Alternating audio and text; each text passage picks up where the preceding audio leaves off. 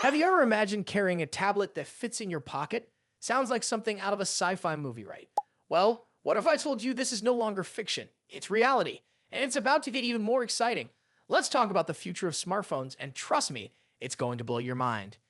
Last year, Huawei made headlines with its $3,000 trifold foldable phone, the Mate XT. When fully opened, it transforms into a 10.2-inch tablet with a stunning resolution of 2232 x 3184. It was a game changer, but it didn't take long for rumors to start swirling about Samsung working on its own version. And guess what? Those rumors are turning out to be true. At Samsung's recent Unpacked event, where they unveiled the Galaxy S25 series, a roadmap hinted at something big coming this summer.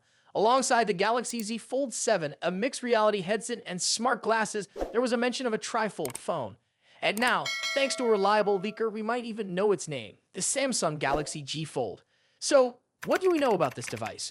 Well, it's expected to fold on both sides, measuring 9.96 inches wide and 6.54 inches high when fully opened. It's also rumored to weigh around 298 grams, which is about 36% heavier than the Galaxy S25 Ultra. But here's the thing, this isn't just a phone. It's a pocket-sized powerhouse that could replace your tablet and maybe even your laptop. The Galaxy G Fold is designed to close inwards from both sides, protecting the large internal screen. There's also talk of a smaller cover display on the back, so you can check notifications or take quick photos without fully opening the phone. And the best part? This design adds less than a millimeter to the phone's thickness. That's some serious engineering. Now let's talk about the big question. How much will it cost? The Galaxy Z Fold 6 started at $1,899.99, and the Galaxy G Fold is expected to be even pricier. We are looking at price range between $2,500 and $3,000. Yes, that's a lot of money, but think about it. You're getting a phone, tablet, and a sneak peek at the future of technology all in one device. So, what do you think? Is the Samsung Galaxy G Fold the future of smartphones, or is it just a luxury item for tech enthusiasts? Let me know in the comments below. And if you enjoyed this video, don't forget to hit the like button and subscribe to our channel for more updates on the latest in tech. Thanks for watching, and I'll see you in the next one. The iPhone SE 4 is set to hit the market, but will it be a game changer or just another entry in Apple's budget-friendly lineup? The excitement around this upcoming release is palpable, especially when people expected the iPhone 17 series to be the big focus of 2025. However, Apple's got a surprise up its sleeve, a phone that's been on the radar for budget-conscious fans for over a year now, and it's almost here. This phone could be a major win for those looking for an affordable iPhone experience, but there's a big question hanging over it.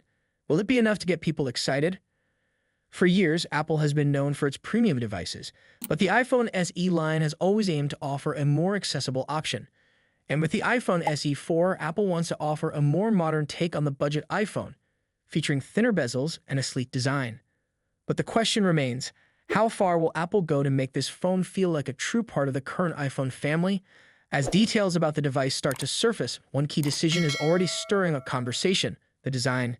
Specifically, will it feature the much-debated notch, or will Apple step it up with something more modern, like the dynamic island seen in other recent models?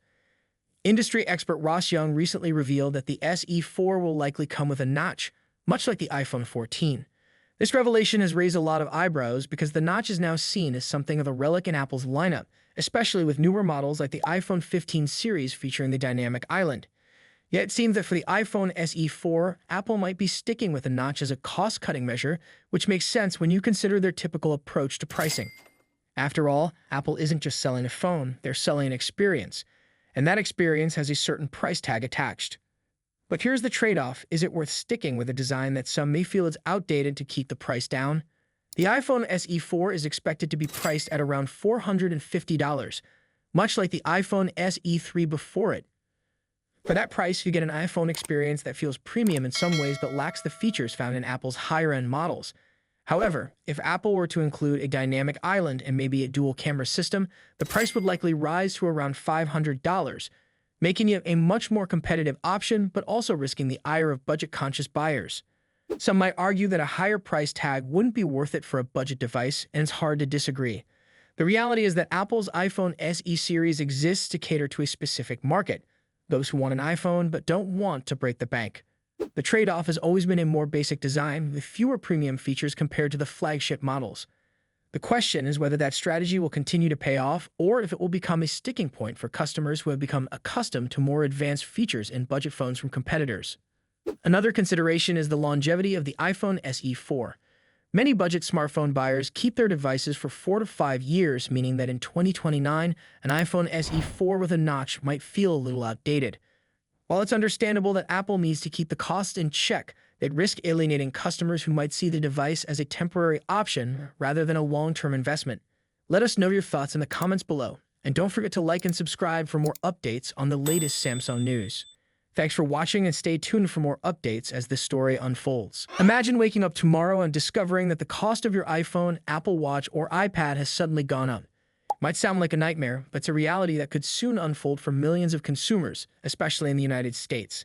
Starting February 1st, Apple, along with many other tech companies, could be forced to raise their prices, affecting their most popular devices. But what exactly is behind this potential price increase? Let's break it down. The reason for the upcoming price hikes is tied to a significant shift in U.S. trade policy. President Donald Trump is expected to announce the imposition of tariffs on imports from countries like Canada, Mexico, and China. A tariff is essentially a tax that gets placed on products entering the U.S. While the exporting countries don't pay for these taxes, the companies bringing those products into the country do. They can either absorb the extra cost, which would hurt their profits, or they can raise the prices of their products. In Apple's case, it seems they'll likely choose to raise prices, passing the extra burden onto consumers. So what does this mean for you? If Apple raises its prices because of these tariffs, U.S. customers are going to feel it. The next iPhone, iPad, and Apple Watch could all cost more. And Apple isn't the only company affected. Other tech giants who rely on imports from China, Mexico, and Canada are in the same boat. But let's focus on Apple for a moment, since it's one of the biggest companies at risk of these price hikes. The tariffs are set to take effect on February 1st, but at this time there's no clear answer on whether some products or companies might be exempt.